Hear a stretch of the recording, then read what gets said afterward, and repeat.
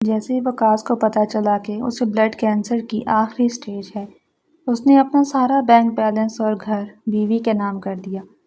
یہ پتہ چلتے ہی اس کا بڑا بھائی تلملا اٹھا، کیونکہ اس کی نظر وقاص کی جائیداد پر تھی۔ وقاص کے انتقال کے بعد بڑے بھائی نے وکیل سے مل کر معصوم عائشہ سے، جو گاؤں کی لڑکی تھی، جائیداد کے کاغذات پر دستخط کروائے اور اسے گھر سے نکال دیا۔ عائشہ بیچاری اپنے ماموں کے گھر گئی تو انہوں نے دروازہ بند کر لیا۔ وہ بے بسی میں دریا میں چھلانگ لگانے ہی والی تھی کہ کسی نے اسے پیچھے سے پکڑ لیا۔ عائشہ نے پلٹ کر دیکھا تو دنگ رہ گئی، کیونکہ وہ ہسپتال کے اس خاموش اور سرد کمرے میں ڈاکٹر کے الفاظ وقاص کے کانوں میں کسی ہتھوڑے کی طرح گونج رہے تھے۔ "آئی ایم سوری وقاص صاحب، کینسر اپنی آخری سٹیج پر پہنچ چکا ہے، ہمارے پاس وقت بہت کم ہے۔" ڈاکٹر کی آواز میں ہمدردی تھی، لیکن وقاص کو یوں لگا جیسے کسی نے اسے زندہ درگور کر دیا ہو۔ اس کی نظریں اپنے بے جان پیروں پر پڑی، جو پچھلے 5 سالوں سے وہیل چیئر کے محتاج تھے۔ ایک خوفناک ایکسیڈنٹ نے اس سے اس کے چلنے کی صلاحیت چھین لی تھی، اور اب یہ موذی مرض اس سے اس کی سانسیں چھیننے آ گیا تھا۔ وقاص کے چہرے پر موت کا خوف نہیں تھا، بلکہ ایک ایسی بے بسی تھی جس کا تعلق اس کی اپنی ذات سے نہیں، بلکہ اس کی بیوی عائشہ سے تھا۔ وہ عائشہ جو اس وقت کمرے کے باہر کھڑی اس کے لیے دعائیں مانگ رہی تھی۔ وقاص جانتا تھا کہ اس کے مرنے کے بعد اس ظالم دنیا میں عائشہ کا کیا حشر ہوگا۔ اس نے گہری کپ کپاتی ہوئی سانس اور اپنی آنکھوں سے گرنے والے آنسوؤں کو بے دردی سے صاف کیا۔ اسے رونا نہیں تھا، اسے کچھ ایسا کرنا تھا جو اس کے جانے کے بعد عائشہ کے لیے ایک مضبوط ڈھال بن سکے۔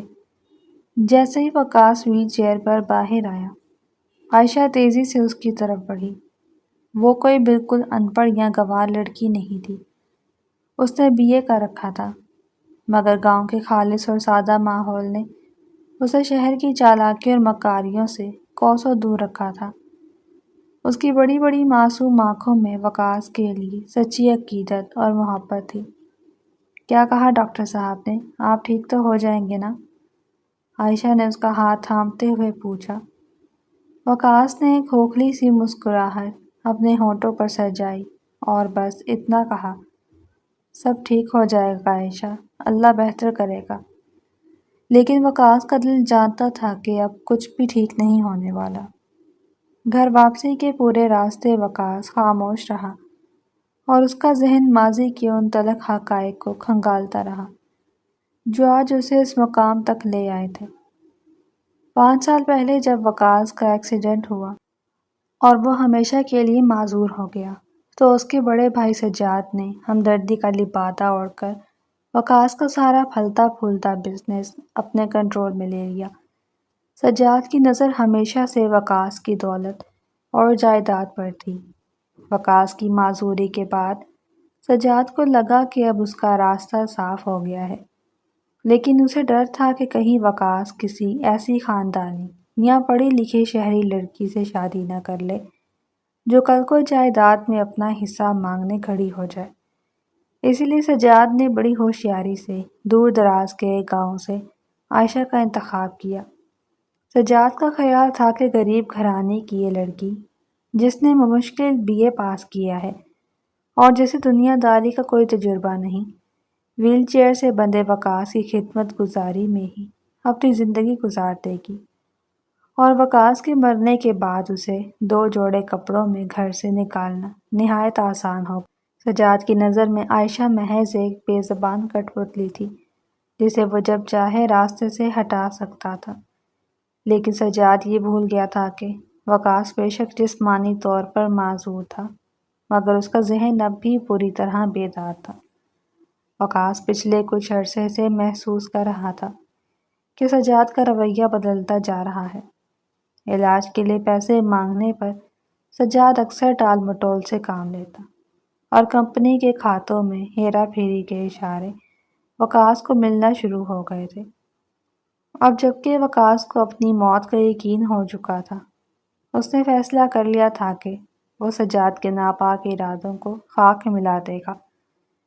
اسی رات جب عائشہ اسے دوائی دے کر سو چکی تھی، وقاص نے اپنے بیڈ کے سرہانے رکھا ہوا فون اٹھایا اور اپنے ایک پرانے اور انتہائی قابل بھروسہ دوست اور وکیل کو رات کے پچھلے پہر میسج کیا۔ اگلے چند دن وقاص نے اپنی بیماری کو سجاد سے مکمل طور پر چھپائے رکھا۔ وہ جانتا تھا کہ اگر سجاد کو اس کی بیماری کی شدت کا اندازہ ہو گیا تو وہ اسے کوئی بھی قدم نہیں اٹھانے دے گا۔ وقاص نے اپنے وکیل کی مدد سے انتہائی خاموشی اور رازداری کے ساتھ اپنا ذاتی بینک بیلنس، جو کروڑوں میں تھا، اور وہ عالیشان گھر جس میں وہ رہ رہے تھے، عائشہ کے نام منتقل کر دیا۔ اس عمل میں کچھ دن لگے اور وقاص کی حالت دن بدن بگڑتی جا رہی تھی، لیکن اس نے اپنی آخری سانسوں کو جیسے ایک مقصد کے لیے روکے رکھا۔ جب سارے قانونی کاغذات مکمل ہو گئے اور جائیداد کی منتقلی کے دستاویزی ثبوت وقاص کے ہاتھ میں آ گئے تو اس نے ایک طویل اور پرسکون سانس لی۔ اب عائشہ کم از کم سڑک پر نہیں آئے گی۔ وہ جانتا تھا کہ عائشہ پڑھی لکھی ہے۔ اگر اس کے پاس معاشی تحفظ ہوگا تو وہ حالات کا مقابلہ کر لے گی، لیکن وقاص یہ نہیں جانتا تھا کہ دولت کی ہوس انسان کو کس حد تک درندہ بنا سکتی ہے۔ یہ اس رات کی بات ہے جب سجاد کو اپنے کسی بینک کے ذرائع سے اس منتقلی کی بھنک پڑی۔ وہ غصے سے پاگل ہوتا ہوا سیدھا وقاص کے کمرے میں داخل ہوا۔ عائشہ اس وقت کچن میں وقاص کے لیے سوپ بنا رہی تھی۔ سجاد کی آنکھوں میں خون اترا ہوا تھا اور اس کا چہرہ غصے سے بھیانک لگ رہا تھا۔ یہ تم نے کیا کیا ہے وقاص؟ تم نے اپنا سارا بینک بیلنس اور یہ گھر اس 2 کوڑی کی لڑکی کے نام کر دیا۔ سجاد ہاڑا۔ اس کی آواز میں وہ لالچ اور غصہ چھلک رہا تھا جو وہ سالوں سے سینے میں دبائے بیٹھا تھا۔ وقاص جو بستر پر نیم دراز تھا، اس نے کھانسنے کے بعد بڑی مشکل سے اپنی گردن موڑی اور سجاد کی آنکھوں میں آنکھیں ڈال کر بولا، ہاں بھائی، میں نے اپنی بیوی کا حق ادا کیا ہے۔ میں جانتا ہوں کہ میری موت کے بعد تم اس کے ساتھ کیا سلوک، تم نے میرا بزنس ہتھیا لیا، مجھے کوئی پرواہ نہیں، لیکن میں اپنی عائشہ کو تمہارے رحم و کرم پر نہیں چھوڑ سکتا تھا۔ سجاد نے آگے بڑھ کر وقاص کے گریبان کو پکڑ لیا، یہ بھول کر کہ اس کا بھائی موت کی دہلیز پر ہے۔ سمجھتا ہے تو جیت گیا۔ میں اس لڑکی کو وہ عذاب دوں گا کہ وہ موت مانگے گی۔ وہ ان پڑھ گوار کیا سنبھالے گی یہ جائیداد؟ سجاد کی آواز کمرے میں گونج رہی تھی۔ اسی وقت دروازے پر شیشے کا پیالہ گرنے کی آواز آئی۔ عائشہ دروازے پر کھڑی تھی۔ اس کا رنگ پیلا پڑ چکا تھا اور آنکھوں میں دہشت تھی۔ وقاص نے سجاد کا ہاتھ جھٹکا اور ہانپتے ہوئے بولا، وہ ان پڑھ نہیں ہے سجاد، اور اب وہ اس گھر کی مالکن ہے، تم اسے یہاں سے نہیں نکال سکتے۔ سجاد نے عائشہ کی طرف ایک زہریلی نگاہ ڈالی اور دانت پیستے ہوئے کمرے سے نکل گیا۔ اس رات کے بعد وقاص کی حالت تیزی سے بگڑ گئی۔ کینسر نے اس کے جسم کا آخری قطرہ تک نچوڑ لیا۔ 2 دن بعد ایک طوفانی اور سیاہ رات میں وقاص نے عائشہ کا ہاتھ اپنے ہاتھ میں لیا۔ اس کی سانسیں اکھڑ رہی تھیں۔ عائشہ زاروں کی طرح رو رہی تھی۔ اس کی معصومیت اور محبت وقاص کے لیے دنیا کا سب سے قیمتی اثاثہ تھی۔ عائشہ، کبھی ہمت مت ہارنا، تم پڑھی لکھی ہو، خود پر بھروسہ رکھنا، اور سجاد بھائی پر کبھی اعتبار مت کرنا۔ یہ کہتے کہتے وقاص کا سر ایک طرف ڈھلک گیا اور اس کا ہاتھ عائشہ کے ہاتھ سے پھسل گیا۔ عائشہ کی چیخ نے اس بڑے سے گھر کے در و دیوار ہلا دیے، مگر اس کی آواز سننے والا اب اس دنیا میں نہیں رہا تھا۔ وقاص کے انتقال کے بعد گھر کا ماحول ایک بھیانک سناٹے میں تبدیل ہو گیا۔ عائشہ عدت کے دنوں میں اپنے کمرے تک محدود رہی۔ اس کا غم اتنا گہرا تھا کہ اسے دنیا ما فیہا کی کوئی خبر نہ تھی۔ سجاد نے ان چند مہینوں میں بڑی ہوشیاری سے ایک مکرانہ چال چلی۔ وہ جانتا تھا کہ عائشہ BA پاس ہے، وہ ان پڑھ نہیں ہے جسے محض انگوٹھا لگوا کر بیوقوف بنایا جا سکے۔ اس لیے سجاد نے اپنے رویے میں اچانک ایک غیر معمولی ہمدردی اور شفقت پیدا کر لی۔ وہ اکثر عائشہ کے پاس آتا اور وقاص کو یاد کر کے جھوٹے آنسو بہاتا تاکہ عائشہ کا اعتماد جیت سکے۔ عدت ختم ہونے کے چند دن بعد سجاد اپنے ایک پرانے اور بکاؤ وکیل کے ساتھ عائشہ کے کمرے میں داخل ہوا۔ اس کے ہاتھ میں فائلوں کا ایک پلندہ تھا۔ سجاد کا چہرہ انتہائی سنجیدہ اور فکر مند تھا۔ عائشہ بیٹی، وقاص تو چلا گیا لیکن اپنے پیچھے ایک بہت بڑی مصیبت چھوڑ گیا ہے، سجاد نے گہری آہ بھرتے ہوئے کہا۔ عائشہ نے حیرت اور دکھ سے سر اٹھایا۔ وقاص کی بیماری کے دوران ہم نے ہسپتالوں اور کچھ پرائیویٹ لوگوں سے کروڑوں روپے کا قرض لیا تھا۔ اب وہ لوگ تقاضا کر رہے ہیں اور عدالت نے نوٹس بھیجا ہے کہ اگر آج رات تک یہ کاغذات جمع نہ کروائے گئے تو کل صبح پولیس اس گھر کو سیل کر دے گی اور وقاص کی روح کو بھی قبر میں سکون نہیں ملے گا کیونکہ وہ مقروض مرا ہے۔ سجاد نے جذباتی بلیک میلنگ کا ایک ایسا جال پھینکا جس میں پھنسنا عائشہ جیسی معصوم لڑکی کے لیے بہت آسان تھا۔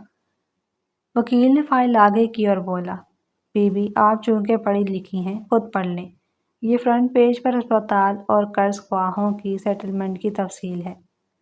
آپ کو بس ان کاغذات پر سائن کرنے ہیں تاکہ وقاص صاحب کے ذمے سے قرض اتر جائے اور ہم گھر کو بچانے کے لیے اسے وقتی طور پر گارنٹی کے طور پر بینک میں رکھوا سکیں۔ عائشہ کی آنکھوں میں وقاص کا نام سن کر آنسو آ گئے۔ اس نے کانپتے ہاتھوں سے فائل پکڑی اور پہلا صفحہ پڑھا۔ اس پر واقعی قرض کی سیٹلمنٹ کی تفصیلات لکھی تھی، لیکن وہ یہ نہیں جانتی تھی کہ یہ صفحہ صرف ایک دھوکہ تھا۔ اس صفحے کے نیچے رکھے گئے باقی تمام کاغذات وہ تھے جن کے تحت وہ اپنی مرضی سے سارا بینک بیلنس، جائیداد اور یہ گھر سجاد کے نام منتقل کر رہی تھی۔ عائشہ کی معصومیت اور وقاص کے لیے اس کی عقیدت آڑے آ گئی۔ اسے لگا کہ اگر اس نے دستخط نہ کیے تو وقاص کی روح تڑپتی رہے گی۔ اس نے آنسو پوچھتے ہوئے بنا باقی صفحات پڑھے ان تمام کاغذات پر دستخط کر دیے۔ سجاد کی آنکھوں میں شیطانی چمک لہرائی جسے اس نے فوراً چھپا لیا۔ فائلیں سمیٹتے ہی وکیل اور سجاد کمرے سے نکل گئے۔ اگلی صبح عائشہ کے لیے قیامت کی صبح تھی۔ وہ فجر کی نماز پڑھ کر اٹھی ہی تھی کہ اس کے کمرے کا دروازہ زور سے کھلا۔ سجاد کھڑا تھا مگر آج اس کے چہرے پر ہمدردی کا کوئی ماسک نہیں تھا۔ اس کے ساتھ 2 گارڈز بھی تھے۔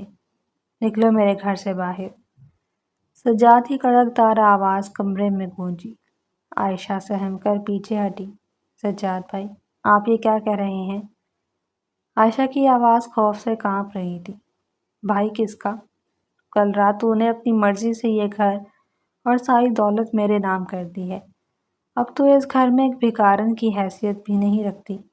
ان گارڈز کو میں نے حکم دیا ہے کہ تجھے دھکے مار کر اس گھر سے نکال دے۔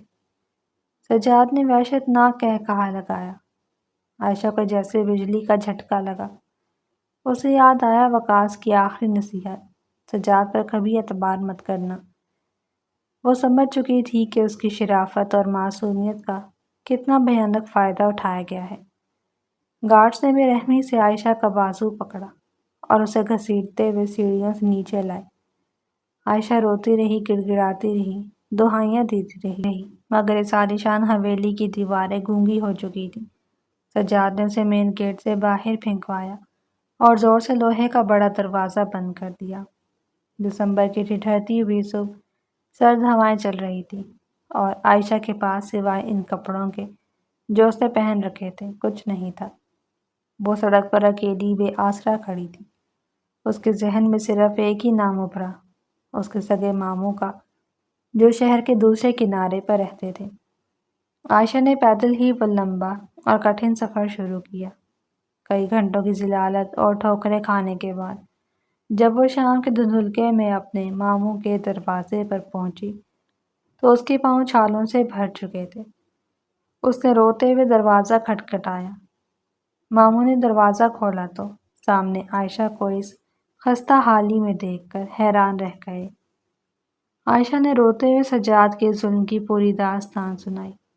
ماموں کا چہرہ درد کے بجائے خوف سے پیلا پڑ گیا۔ وہ جانتے تھے کہ سجاد کتنا طاقتور اور ظالم انسان ہے۔ دیکھ عائشہ، میں غریب آدمی ہوں، میرے اپنے بال بچے ہیں۔ اگر میں نے تجھے یہاں پناہ دی تو سجاد میرا وہ تھوڑا سا کاروبار بھی تباہ کر دے گا اور ہم سڑک پر آ جائیں گے۔ تو پڑھی لکھی ہے، کہیں اور جا کر نوکری کر لے، مگر میں تجھے یہاں نہیں رکھ سکتا، مجھے معاف کر دے بیٹی۔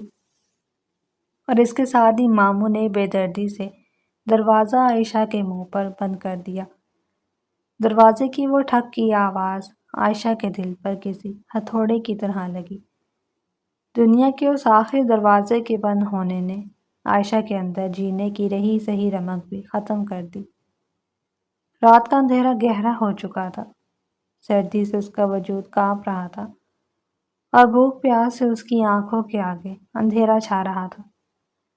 اسے لگا کہ یہ دنیا ظالموں کی ہے، یہاں معصومیت اور شرافت کا کوئی مقام نہیں۔ چلتے چلتے اس کے قدم شہر کے باہر بہنے والے ایک گہرے اور تیز رفتار دریا کے پل پر آ کر رک گئے۔ نیچے دریا کی کالی اور بکھری ہوئی لہریں جیسے اسے اپنے پاس بلا رہی تھی۔ عائشہ نے پل کی ریلنگ پر ہاتھ رکھا اور نیچے جھانکا۔ وقاص کا چہرہ اس کی آنکھوں کے سامنے گھوما۔ میں آ رہی ہوں وقاص، یہ دنیا میرے رہنے کے قابل نہیں۔ اس نے روتے ہوئے سرگوشی کی اور آنکھیں بند کر کے ریلنگ پر چڑھ گئی۔ جیسے ہی اس نے اپنے قدم ہوا میں اٹھائے اور خود کو اس موت کے دریا کے حوالے کرنے لگی، اچانک ایک انتہائی مضبوط اور سخت گرفت نے اس کا بازو پیچھے سے جکڑ لیا۔ کسی نے اسے پوری طاقت سے پیچھے کی طرف کھینچا اور عائشہ کا توازن بگڑا۔ وہ پل کے فرش پر آ گئی، اس کی سانسیں دھنکی کی طرح چل رہی تھی۔ موت کے اتنے قریب سے واپس کھینچے جانے پر اس کا پورا جسم سن ہو چکا تھا۔ اس نے گھبرا کر آنسوؤں سے بھری آنکھوں کے ساتھ پلٹ کر دیکھا کہ وہ کون ہے جس نے اسے موت کی نیند سونے سے روک لیا۔ اس کی نظر جیسے ہی اس شخص کے چہرے پر پڑی، عائشہ حیرت صدمے اور بے یقینی سے دنگ رہ گئی، کیونکہ وہ عائشہ کی پھٹی ہوئی آنکھیں اس چہرے کو پہچاننے کی کوشش کر رہی تھیں جو تاریکی میں مدھم اسٹریٹ لائٹ کی روشنی میں ایک مسیحا کی طرح ابھرا تھا۔ یہ کوئی اور نہیں بلکہ فہد تھا، وقاص کا سب سے قریبی دوست، رازدار اور ایک انتہائی قابل وکیل۔ فہد وہ واحد شخص تھا جسے وقاص اپنے سگے بھائی سے بھی زیادہ مانتا تھا، مگر پچھلے 3 سالوں سے فہد کا نام وقاص کے گھر میں لینا بھی منع تھا۔ سجاد نے اپنی ماکرانہ چالوں سے فہد پر کمپنی کے فنڈز میں گبن کا جھوٹا اور گھناؤنا الزام لگا کر اسے نہ صرف کمپنی سے بے دخل کر دیا تھا بلکہ وقاص کے دل میں بھی اس کے خلاف زہر بھر دیا تھا۔ عائشہ نے فہد کو صرف وقاص کی پرانی تصویروں میں یا اس کی باتوں میں سنا تھا، مگر آج وہ اس کے سامنے ایک محافظ بن کر کھڑا تھا۔ فہد کی آنکھوں میں گہرا دکھ اور عزم تھا۔ اس نے اپنا گرم کوٹ اتارا اور سردی سے کانپتی صدمے سے ڈھال عائشہ کے کندھوں پر ڈالتے ہوئے بھاری آواز میں کہا، موت اتنی سستی نہیں ہے عائشہ کہ اسے سجاد جیسے گھٹیا انسان کی وجہ سے گلے لگا لیا جائے۔ وقاص نے تمہیں جینے کے لیے چنا تھا، مرنے کے لیے نہیں۔ عائشہ کے خشک ہونٹ کپ کپائے، وہ کچھ کہنا چاہا مگر اسے گلے میں جیسے کانٹے چبھ رہے تھے۔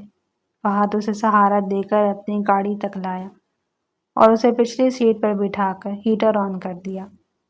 گاڑی شہر کے سنسان راستوں پر دوڑنے لگی۔ عائشہ کے ذہن میں طوفان برپا تھا۔ اسے سمجھ نہیں آ رہا تھا کہ فہد یہاں کیسے آیا اور وقاص کے بارے میں اتنے یقین سے کیسے بات کر رہا ہے۔ سفر کے دوران ایک گہری اور بوجھل خاموشی چھائی رہی جسے صرف گاڑی کی انجن کی آواز توڑ رہی تھی۔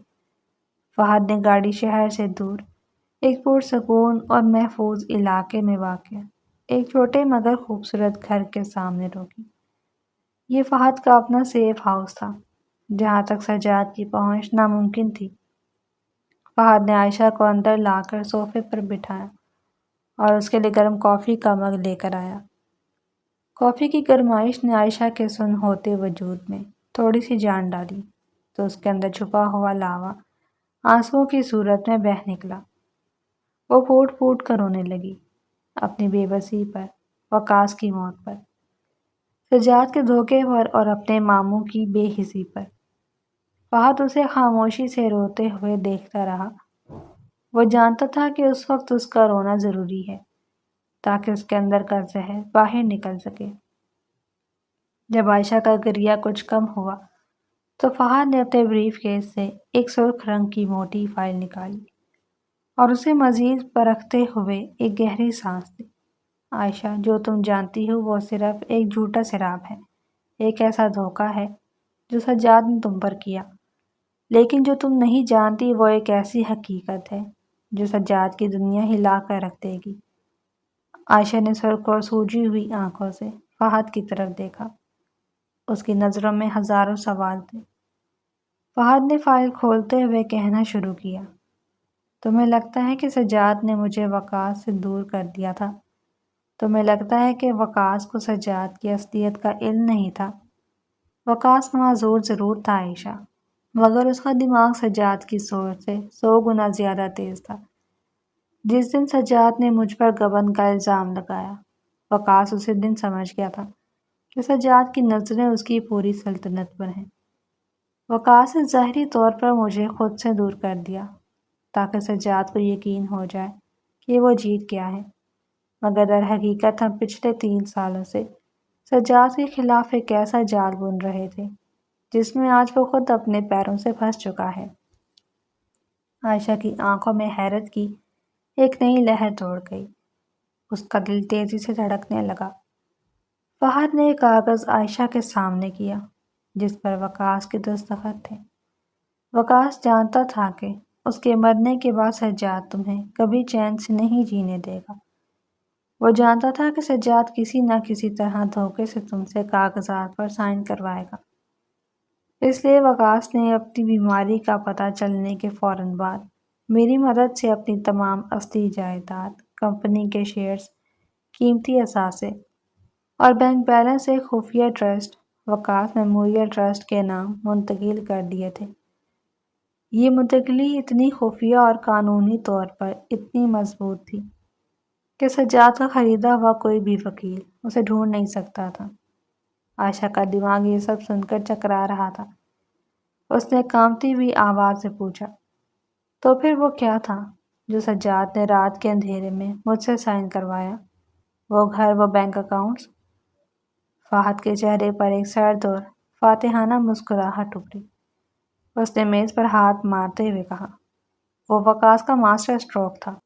وقاص نے ایک ڈمی کارپوریشن بنائی تھی، ایک ایسی فرضی کمپنی جس کے نام پر اس نے جان بوجھ کر مارکیٹ سے، پرائیویٹ فائنینسر سے اور بین الاقوامی بینکوں سے اربوں روپے کا قرضہ لیا تھا۔ اس نے وہ گھر اور وہ مخصوص بینک اکاؤنٹس اسی ڈمی کمپنی کے ساتھ منسلک کر دیے تھے۔ جو کاغذات تم نے کل رات روتے ہوئے سائن کیے ہیں عائشہ، وہ جائیداد کے نہیں تھے، وہ اس اربوں روپے کے قرضے اور اس فرضی کمپنی کی مکمل مالیت کے کاغذات تھے جو تم نے قانونی طور پر اپنے نام سے سجاد کے نام ٹرانسفر کر دیے ہیں۔ عائشہ کے ہاتھ سے کافی کا مگ چھوٹ کر کارپیٹ پر گرا۔ اسے اپنے کانوں پر یقین نہیں آ رہا تھا۔ وقاص نے اتنی بڑی وسعت بچھائی تھی اور اسے خبر تک نہ ہونے دی۔ اس کا مطلب ہے؟ عائشہ کے منہ سے بے ساختہ نکلا، ہاں عائشہ، اس کا مطلب یہ ہے کہ سجاد نے دولت کے لالچ میں جس جائیداد کو اپنے نام کیا، وہ دراصل موت کا ایک ایسا کنواں ہے جس میں وہ اب گر چکا ہے۔ کل رات سے سجاد اس اربوں روپے کے قرضے کا اکلوتا اور قانونی ذمہ دار بن چکا ہے۔ بینک اور قرض خواہ اب اس کی بوٹیاں نوچیں گے اور اسے خبر تک نہیں کہ وہ کتنی بری طرح برباد ہو چکا ہے۔ فہد نے فائل بند کرتے ہوئے کہا۔ عائشہ کے دل میں وقاص کے لیے محبت اور عقیدت کا ایک ایسا سمندر ٹھاٹھیں مارنے لگا جسے الفاظ میں بیان کرنا ناممکن تھا۔ وہ شخص جو بستر مرگ پر تھا، جس کے جسم میں جان نہیں تھی، وہ اپنی آخری سانسوں تک اپنی بیوی کے تحفظ اور اپنے ظالم بھائی کی بربادی کا کتنا بے عیب منصوبہ بنا کر گیا تھا۔ عائشہ کی آنکھوں سے ایک بار پھر آنسو جھلک پڑے، مگر اس بار یہ آنسو دکھ کے نہیں بلکہ فخر اور شکر گزاری کے تھے۔ لیکن فہد کی اگلی بات نے عائشہ کو واپس حقیقت میں ٹھوس زمین پر لا کھڑا کیا۔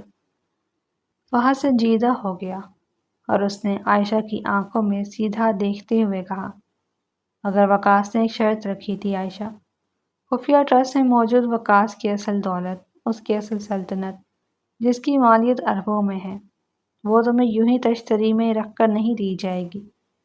ٹرسٹ کے کاغذات کے مطابق تم اس جائیداد کی وارث اسی صورت میں بنو گی جب تم خود کو اس قابل ثابت کرو گی۔ وقاص نہیں چاہتا تھا کہ تم ایک بے بس، رونے دھونے والی اور دوسروں کے سہارے جینے والی لڑکی بن کر رہو۔ اس نے وصیت میں لکھا ہے کہ تم اس سلطنت کا چارج تبھی سنبھالو گی جب تم قانون، بزنس اور اس کارپوریٹ دنیا کے درندوں کا مقابلہ کرنے کے خود کو تیار کرو گی۔ اگر تم یہ نہ کر سکی تو وہ ساری دولت فلاحی اداروں میں بانٹ دی جائے گی۔ یہ سننا تھا کہ عائشہ کے اندر کا وہ دکھ، وہ بے بسی اور وہ کمزوری جو اسے دریا کے پل تک لے گئی تھی، ایک دم کسی چنگاری کی طرح بھڑک اٹھی۔ اسے اپنے ماموں کے بند ہوتے دروازے کی آواز یاد آئی، سجاد کے گارڈز کے دھکے یاد آئے، اور سب سے بڑھ کر وقاص کی وہ آخری نظر یاد آئی جس میں اس کے لیے ایک مان تھا۔ عائشہ نے اپنے آنسو سختی سے پہنچے، اس کی ریڑھ کی ہڈی سیدھی ہوئی اور اس کے چہرے پر ایک ایسا عزم ابھرا جو اس کی معصومیت کو ایک نئی طاقت بخش رہا تھا۔ مجھے کیا کرنا ہوگا فہد بھائی؟ اس کی آواز میں اب کوئی کپکپاہٹ نہیں تھی، بلکہ ایک ٹھہراؤ اور ایک عجیب سی پختگی تھی۔ فہد نے اطمینان سے مسکراتے ہوئے کہا، تمہارے پاس بی اے کی ڈگری ہے، تم ان پڑھ نہیں ہو، صرف دنیا سے ناواقف ہو۔ کل صبح سے تمہاری ایک نئی زندگی شروع ہوگی۔ میں تمہارا استاد، تمہارا مینٹور اور تمہارا وکیل ہوں گا۔ ہم دن رات ایک کریں گے۔ میں تمہیں بزنس کی باریکیاں، قانون کے داؤ پیچ، شیئر مارکیٹ کا اتار چڑھاؤ اور لوگوں کی نفسیات پڑھنا سکھاؤں گا۔ یہ سفر آسان نہیں ہوگا عائشہ، تمہیں اپنا خون پسینہ ایک کرنا ہوگا۔ تمہیں اپنے اندر کی اس ڈری سہمی لڑکی کو مار کر ایک فولادی عورت کو جنم دینا ہوگا۔ کیا تم تیار ہو؟ عائشہ نے بغیر کسی ہچکچاہٹ کے سر ہلا دیا۔ اگلی صبح سے ہی عائشہ کی زندگی ایک ملٹری ٹریننگ کیمپ میں تبدیل ہو گئی۔ سیف ہاؤس کا ڈرائنگ روم ایک کلاس روم اور بورڈ روم میں بدل گیا۔ دیواروں پر چارٹس، گراف اور قانونی شکوں کے نوٹس چپک گئے۔ عائشہ کی صبح سورج نکلنے سے پہلے شروع ہوتی۔ فہد اسے بزنس ایڈمنسٹریشن کی موٹی موٹی کتابیں پڑھنے کو دیتا۔ وہ لڑکی جس نے زندگی میں کبھی گاؤں کی حدود سے باہر کی دنیا نہیں دیکھی تھی، اب بین الاقوامی تجارت اور کارپوریٹ لا کے کیس اسٹڈیز میں غرق تھی۔ فہد ایک سخت استاد ثابت ہوا۔ وہ اسے گھنٹوں پریزنٹیشن لیتا، اس کی باڈی لینگویج، اس کے بولنے کے انداز اور اس کے فیصلے کرنے کی قوت کو تراشتا۔ شروعات میں عائشہ کئی بار ٹوٹی، اسے اکثر راتوں کو وقاص کی یاد ستاتی۔ کئی بار وہ کتابیں بند کر کے گھنٹوں روتی۔ کئی بار فہد کی سخت تنقید پر اس کا دل چاہتا کہ وہ سب کو چھوڑ چھاڑ کر کہیں بھاگ جائے، مگر ہر بار اسے دریا کے کنارے موت کے منہ سے واپس کھینچا جانا یاد آ جاتا۔ اسے یاد آ جاتا کہ وقاص نے اس پر کتنا بڑا اعتماد کیا ہے۔ یہ احساس اسے دوبارہ کھڑا کر دیتا۔ اس نے اپنے حلیے، اپنے لباس اور اپنے بولنے کے انداز کو مکمل طور پر بدل دیا۔ اس نے انگریزی زبان پر عبور حاصل کرنے کے لیے راتوں کی نیندیں حرام کر دی۔ مہینوں گزرتے گئے۔ عائشہ کا ذہن جو پہلے سے ہی تیز تھا، اب ایک کارپوریٹ شارک کی طرح کام کرنے لگا۔ وہ فہد کی دی ہوئی ہر اسائنمنٹ کو حیرت انگیز مہارت سے حل کرتی۔ اس کی معصومیت اب ایک پروقار متانت میں بدل چکی تھی۔ وہ اب گاؤں کی ڈری ہوئی عائشہ نہیں تھی، وقاص کی بنائی ہوئی سلطنت کی اصل وارث عائشہ وقاص بن چکی تھی۔ دوسری طرف سجاد کی دنیا ایک عجیب سی بے فکری اور غرور میں ڈوبی ہوئی تھی۔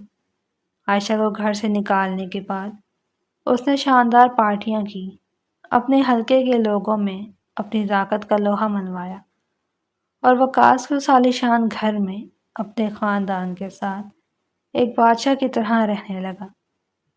اسے لگتا تھا کہ اس نے دنیا کی سب سے بڑی جنگ جیت لی ہے۔ وقاص کا اصل بزنس جو سجاد نے پہلے ہی ہتھیا لیا تھا وہ بھی بظاہر ٹھیک چل رہا تھا، اور نئی جائیداد ملنے کی خوشی نے اس کی آنکھوں پر لالچ کی ایسی پٹی باندھ دی تھی کہ اس نے ان کاغذات کی باریک بینی سے جانچ کرنے کی زحمت ہی نہیں کی جن پر اس نے عائشہ سے دستخط کروائے تھے۔ لیکن مقافاتی عمل کا پہیہ خاموشی سے گھومنا شروع ہو چکا تھا۔ سجاد کی جھوٹی بادشاہت کا پہلا ستون اس دن گرا جب اسے اپنے دفتر میں ایک ملٹی نیشنل بینک کا نوٹس ملا۔ نوٹس میں لکھا تھا کہ اس کی نئی حاصل کردہ کمپنی پر 50 کروڑ روپے کی فوری ادائیگی واجب الادا ہے، اور ادائیگی نہ ہونے کی صورت میں اس کی تمام جائیداد بشمول وہ گھر جس میں وہ رہ رہا ہے ضبط کر لی جائے گی۔ سجاد نے نوٹس دیکھتے ہی کہا لگایا اور اپنے وکیل کو فون کر کے گالیاں دی۔ یہ کون پاگل ہے جو مجھے نوٹس بھیج رہا ہے؟ تم نے کاغذ چیک نہیں کیے تھے کیا؟ سجاد ہاڑا۔ وکیل نے ہکلاتے ہوئے جواب دیا، سر میں نے تو صرف عائشہ کے نام سے آپ کے نام ٹرانسفر کے کاغذات تیار کیے تھے۔ میں نے وقاص صاحب کے پرانے کاغذات نہیں دیکھے تھے۔ آپ نے ہی کہا تھا کہ جلدی کان اٹھانا ہے۔ سجاد کے ماتھے پر پسینے کے قطرے ابھر آئے۔ اس نے فوراً اپنی فائنانس ٹیم کو بلایا اور ان فائلوں کا آڈٹ کرنے کا حکم دیا جو اس نے عائشہ سے ہتھیا کر اپنی تجوری میں رکھی تھی۔ 2 دن بعد فائنانس مینیجر جب سجاد کی کیبن میں داخل ہوا تو اس کا رنگ اڑا ہوا تھا۔ اس کے ہاتھ میں فائلوں کا ایک پلندہ تھا۔ سر ہم برباد ہو گئے ہیں، مینیجر نے کانپتی آواز میں کہا۔ سجاد اپنی کرسی سے اچھل پڑا۔ بکو مت، صاف صاف بتاؤ کیا ہوا ہے؟ مینیجر نے فائلیں سجاد کے ڈیسک پر پٹکتے ہوئے کہا۔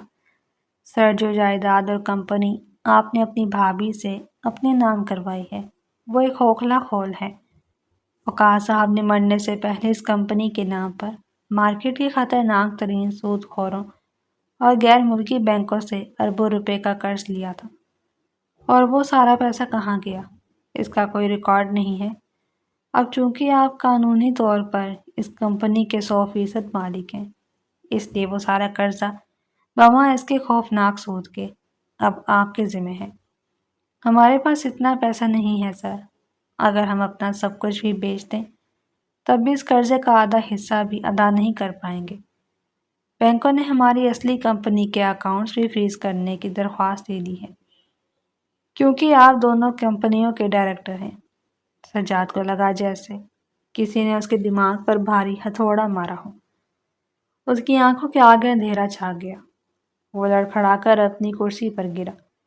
اس کے کانوں میں وقاص کی وہ آخری ہانپتی ہوئی آواز گونجی، تم نے میرا بزنس ہتھیا لیا، مجھے کوئی پرواہ نہیں، لیکن میں اپنی عائشہ کو تمہارے رحم و کرم پر نہیں چھوڑوں گا۔ سجاد کو اب سمجھ آ رہا تھا کہ وقاص کے ان الفاظ کا کیا مطلب تھا۔ وہ معذور انسان جو بستر پر پڑا تھا، اس نے سجاد کی لالچ کو ہی اس کے گلے کا پھندا بنا دیا۔ سجاد نے اپنے سر کے بال نوچ لیے۔ وہ پاگلوں کی طرح چیخنے لگا۔ اس نے اپنی میز سے پڑی ہر چیز اٹھا کر دیوار پر دے ماری۔ وہ سمجھ رہا تھا کہ اس نے ایک ان پڑھ لڑکی کو بے وقوف بنایا ہے، اگر حقیقت یہ تھی کہ اس کے سگے بھائی نے قبر میں جانے سے پہلے اس کے لیے ایک ایسی قبر کھود دی تھی جسے نکلنا اب ناممکن تھا۔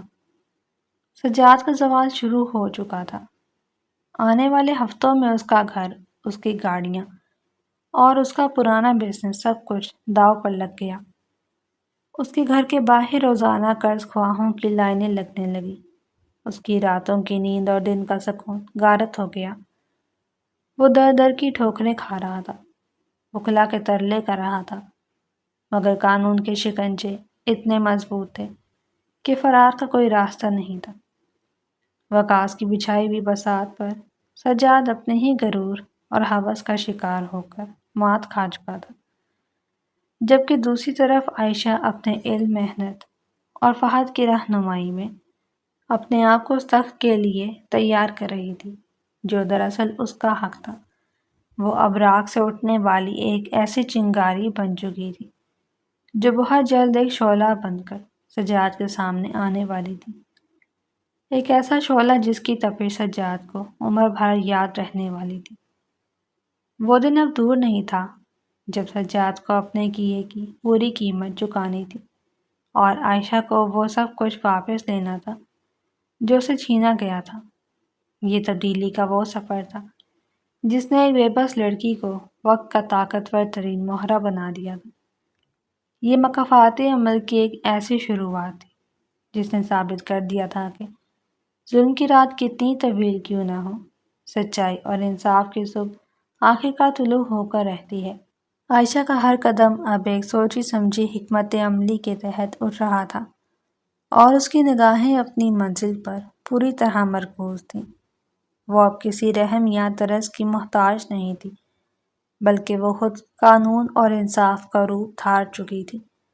سجاد کی چیخیں اور عائشہ کی خاموش محنت دونوں اپنے انجام کی طرف تیزی سے بڑھ رہے تھے، ایک ایسا انجام جو سب کچھ بدل دینے والا تھا۔ سجاد کی دنیا اب ایک ایسے تاریک اور بے قرار غار میں تبدیل ہو چکی تھی جس میں روشنی کی کوئی کرن، امید کا کوئی جگنو باقی نہیں بچا تھا۔ وہ عالیشان حویلی جس کے در و دیوار پر کبھی اس کے غرور اور تکبر کی حکمرانی تھی، آج ایک بھیانک اور ویران کھنڈر کا منظر پیش کر رہی تھی۔ ہر گزرتا دن اس کے لیے ایک نیا عذاب لے کر آتا۔ قرض خواہوں کی دھمکیاں، بینکوں کے مسلسل نوٹس اور عدالتوں کے چکروں نے اس کے اعصاب کو تار تار کر دیا تھا۔ راتوں کی نیندیں اس کی آنکھوں سے ایسی روٹھ گئی تھیں جیسے وہ کبھی تھی ہی نہیں۔ ذرا سی آہٹ پر وہ چونک کر اٹھ بیٹھتا۔ اسے لگتا کہ شاید پولیس اسے گرفتار کرنے آ گئی ہے یا بدماش دروازہ توڑ کر اندر گھس آئے ہیں۔ ہوس اور لالچ کی جس اندھی دوڑ میں اس نے اپنے سگے بھائی کا خون تک بیچ دیا تھا، آج اسی دولت کے بوجھ تلے وہ کچلا جا رہا تھا۔ وقاص کی بچھائی ہوئی بساط نے اس کے غرور کو زمین بوس کر دیا تھا۔ وقت کا پہیہ جب الٹا گھومتا ہے تو سب سے پہلے وہ رشتے ٹوٹتے ہیں جن کی بنیاد مفاد پر رکھی گئی ہو۔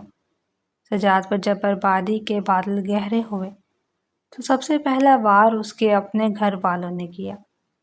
ایک شام جب وہ تھکا ہارا عدالت سے ذلیل ہو کر گھر لوٹا تو اس نے دیکھا کہ دالان میں بڑے بڑے سوٹ کیس رکھے تھے۔ اس کی بیوی اور بچے گھر چھوڑ کر جا رہے تھے۔ سجاد کی بیوی نے حقارت سے اس کی طرف دیکھا اور بولی، تم نے دولت کے لالچ میں اپنے اپاہج بھائی کو نہیں بخشا، اس کی بیوہ کو سردی میں سڑک پر پھینک دیا، تو تم ہمارے سگے کیا ہوگے؟ ہم تمہارے ساتھ جیل نہیں جا سکتے، نہ ہی سڑکوں پر دھکے کھا سکتے ہیں، ہم جا رہے ہیں۔ سجاد نے ہاتھ جوڑے منتیں کی، گڑ گڑایا، مگر اس کی بیوی نے ایک نہ سنی اور بچوں کو لے کر دروازے سے باہر نکل گئی۔ وہ لوہے کا بڑا گیٹ جب بند ہوا تو اس کی گونج بالکل ویسی ہی تھی جیسی اس رات تھی جب عائشہ کو اس گھر سے نکالا گیا تھا۔ مکافات عمل اپنی پوری شدت کے ساتھ سجاد کا دروازہ کھٹکھٹا رہا تھا۔ آج وہ تنہا تھا، بالکل اکیلا۔ دن ہفتوں میں، ہفتے مہینوں میں بدلتے گئے۔ سجاد کی اپنی خاندانی کمپنی جس نے اسے وقاص سے چھینا تھا، اب مکمل طور پر دیوالیہ ہونے کے قریب تھی۔ بینکوں نے اس کے تمام اکاؤنٹس منجمد کر دیے تھے۔ ملازمین کو مہینوں سے تنخواہ نہیں ملی تھی اور وہ ہڑتال پر تھے۔ اس کے وہ تمام دوست جو کل تک اس کی دولت کے قصیدے پڑھتے تھے، اب اس کا فون تک نہیں اٹھاتے تھے۔ سجاد روزانہ وقاص کے پرانے کمرے میں جاتا اور گھنٹوں خالی ویل چیئر کو دیکھ کر روتا۔ اسے اپنا ہر ظلم یاد آتا، اسے عائشہ کی وہ چیخیں اور گریہ یاد آتا جو اس نے بے دردی سے نظر انداز کیا تھا۔ اب پچھتاوے کی آگ اسے اندر ہی اندر جلا کر راکھ کر رہی تھی، مگر وقت ریت کی طرح اس کی مٹھی سے پھسل چکا تھا۔ پھر ایک دن جب سجاد زہر کھا کر خودکشی کرنے کا سوچ رہا تھا، اس کے وکیل کا فون آیا۔ وکیل کی آواز میں ایک عجیب سی عجلت اور گھبراہٹ تھی۔ سر، ایک امید کی کرن نظر آئی ہے۔ ایک غیر ملکی انویسٹمنٹ فرم AW ہولڈنگز نے ہماری کمپنی اور آپ کے تمام قرضوں میں دلچسپی ظاہر کی ہے۔ وہ ہماری دیوالیہ ہوتی کمپنی کو خریدنا چاہتے ہیں اور تمام قرض خواہوں کو خود ڈیل کرنے کو تیار ہیں۔ اگر یہ ڈیل ہو جاتی ہے تو کم از کم آپ جیل جانے سے بچ جائیں گے اور شاید آپ کے پاس زندگی گزارنے کے لیے کچھ رقم بھی بچ جائے۔ سجاد کو لگا جیسے ڈوبتے کو تنکے کا سہارا مل گیا۔ اس نے فوراً حامی بھر لی۔ اسے کوئی پرواہ نہیں تھی کہ یہ AW ہولڈنگز کو اسے بس اس عذاب سے چھٹکارا چاہیے تھا۔ وکیل نے بتایا کہ انویسٹر کی شرط یہ ہے کہ فائنل میٹنگ اور دستخط اسی عالیشان حویلی کے ڈرائنگ روم میں ہوں گے جسے سجاد نے عائشہ سے چھینا تھا، کیونکہ وہ انویسٹر اس پراپرٹی کو بھی ڈیل کا حصہ بنانا چاہتا ہے۔ سجاد کے پاس انکار کی کوئی گنجائش نہیں تھی۔ ملاقات کا دن آ گیا۔ وہ ڈرائنگ روم جو کبھی سجاد کے کہکہوں سے گونجتا تھا آج ایک سرد اور خاموش بورڈ روم کا منظر پیش کر رہا تھا۔ سجاد ایک کونے میں سر جھکائے بیٹھا تھا۔ اس کے بال بکھرے ہوئے تھے، آنکھوں کے گرد گہرے سیاہ حلقے پڑ چکے تھے اور چہرے پر وہ رعونت کہیں باقی نہیں تھی جس نے کبھی عائشہ کا مذاق اڑایا تھا۔ وکیل اس کے ساتھ بیٹھا بار بار گھڑی دیکھ رہا تھا۔ اچانک باہر گیٹ پر بھاری گاڑیوں کے رکنے کی آواز آئی۔ سجاد کے دل کی دھڑکن تیز ہو گئی۔ ڈرائنگ روم کا دروازہ کھلا اور سب سے پہلے جو شخص اندر داخل ہوا اسے دیکھ کر سجاد کے پیروں تلے سے زمین نکل گئی۔ وہ فہد تھا، وہی فہد جسے سجاد نے ذلیل کر کے وقار سے دور کیا تھا۔ فہد نے ایک شاندار 3 پیس سوٹ پہن رکھا تھا اور اس کے چہرے پر ایک فاتحانہ مسکراہٹ تھی۔ تم یہاں کیا کر رہے ہو؟ سجاد کی آواز میں خوف اور غصہ دونوں تھے۔ فہد نے آرام سے چلتے ہوئے میز کے ایک طرف کرسی کھینچی اور طنزیہ لہجے میں بولا، میں AW ہولڈنگز کا چیف لیگل ایڈوائزر ہوں، لیکن میں وہ نہیں ہوں جس کا تم انتظار کر رہے ہو۔ میری باس AW ہولڈنگز کی چیئرپرسن اور اس سلطنت کی اصل وارث بس آ ہی رہی ہیں۔ سجاد کا دماغ سن ہو گیا۔ فہد کسی کا ملازم اور وہ بھی اس کمپنی کا جو اسے خریدنے آئی ہے۔ اس سے پہلے کہ سجاد مزید کچھ سوچ پاتا، دالان میں ہائی ہیلز کی ٹک ٹک کی آواز ابھری۔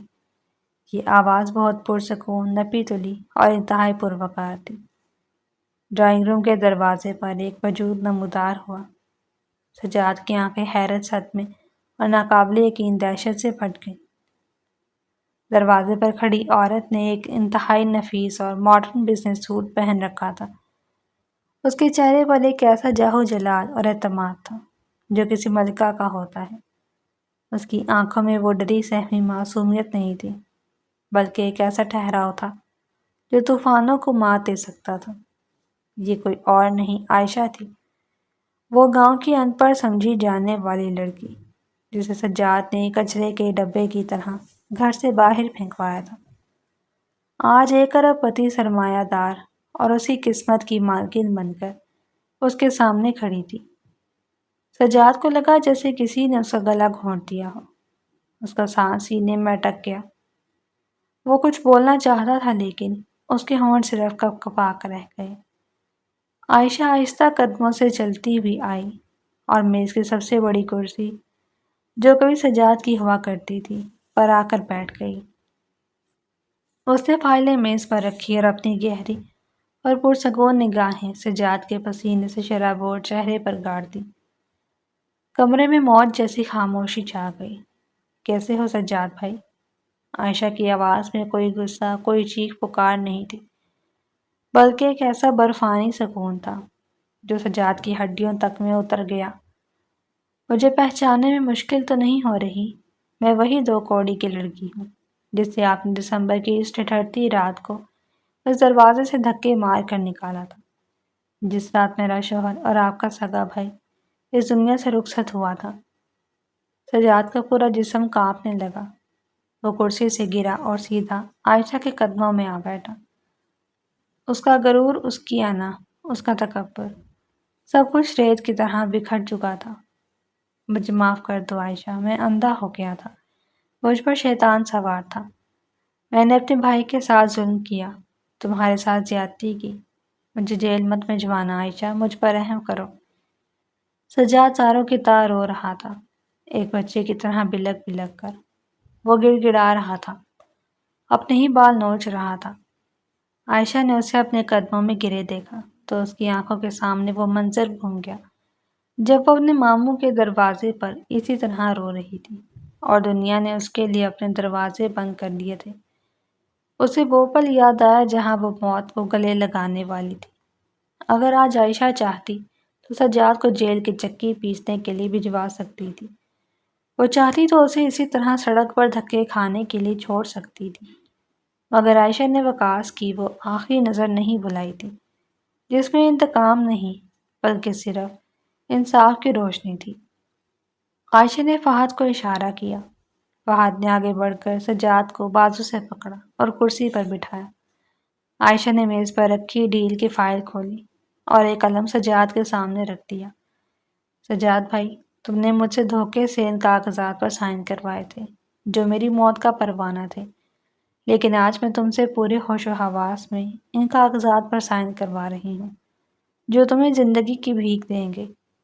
وقاص نے اپنی اصلی جائیداد میرے نام اس لیے نہیں کی تھی کہ میں اس دولت کو تمہارے خلاف انتقام کے لیے استعمال کروں۔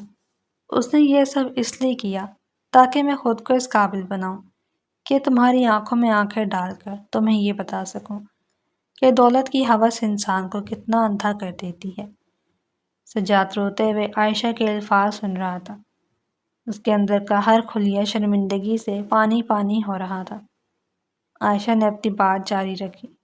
تم توقع کر رہے ہو کہ میں تمہیں پولیس کے حوالے کر دوں یا اس گھر سے دھکے دے کر نکالوں گی، بالکل ویسے جیسے تم نے میرے ساتھ کیا تھا؟ نہیں سجاد بھائی، میں ایسا نہیں کروں گی، کیونکہ اگر میں نے بھی وہی کیا جو تم نے کیا تو مجھ میں اور تم میں کیا فرق رہ جائے گا؟ وقاص مجھے ایک درندہ نہیں، ایک باوقار انسان دیکھنا چاہتا تھا۔ عائشہ نے ایک دوسرا کاغذ سجاد کے سامنے رکھا۔ یہ کمپنی جو کبھی وقاص کی تھی اور جسے تم نے برباد کر دیا ہے، آج سے AW ہولڈنگز کی ملکیت ہے۔ میں تمہارے تمام قرض اپنے ذمہ لے رہی ہوں۔ تم جیل نہیں جاؤ گے، لیکن تم آج سے اس کمپنی کے مالک نہیں ہو۔ سجاد نے حیرت اور احسان مندی سے عائشہ کی طرف دیکھا۔ عائشہ کے چہرے پر ایک عجیب سی سنجیدگی تھی۔ میں تمہیں بے روزگار اور سڑک پر بھی نہیں چھوڑوں گی۔ اس کمپنی کے فائنانس ڈپارٹمنٹ میں ایک لڑکی اسامی خالی ہے۔ تم کل صبح 9 بجے وہاں ڈیوٹی پر رپورٹ کرو گے۔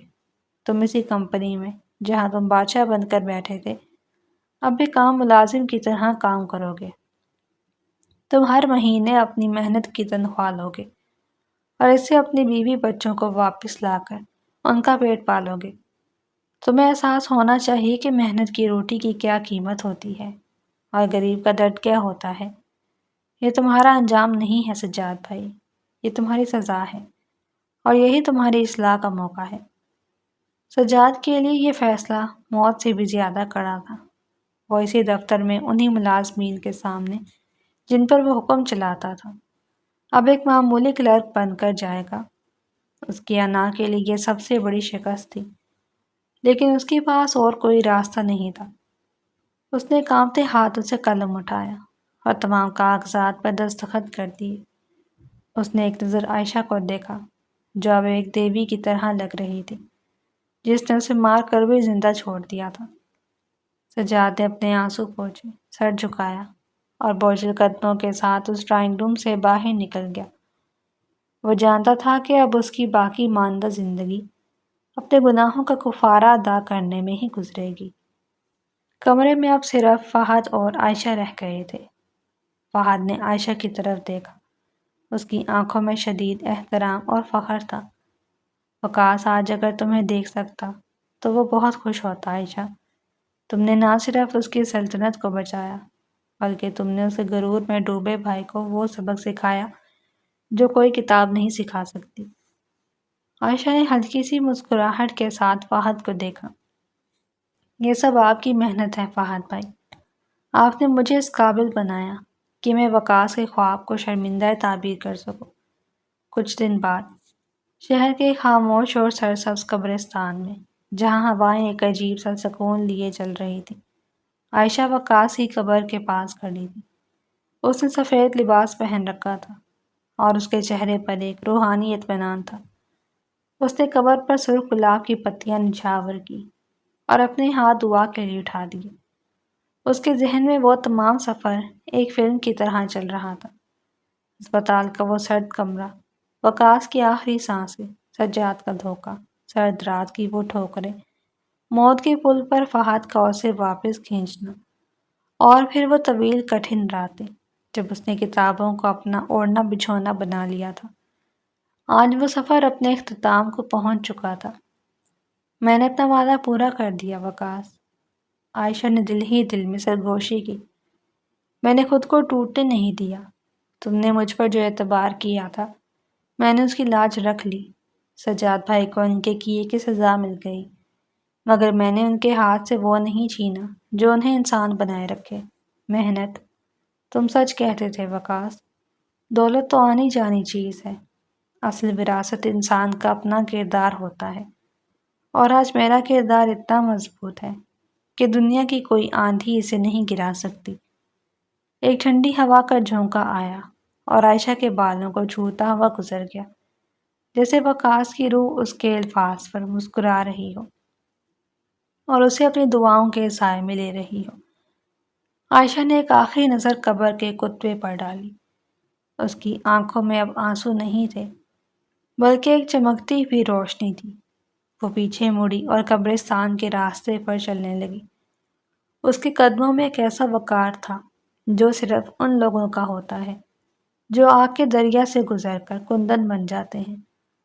عائشہ کی کہانی صرف ایک انتقام کی داستان نہیں تھی، یہ بے بسی سے طاقت تک، جہالت سے علم تک، اور اندھیرے سے روشنی تک کا ایک ایسا سفر تھا جس نے ثابت کر دیا کہ جب انسان اپنے اندر کی سوئی ہوئی طاقت کو پہچان لے تو کوئی بھی سراب حوث، کوئی بھی مکاری اس کا راستہ نہیں روک سکتی۔ سچائی کا سورج ہمیشہ طلوع ہوتا ہے، اور عائشہ وہ نیا سورج بن کر ابھری تھی جس کی روشنی نے تاریکی کے ہر جال کو جلا کر بھسم کر دیا۔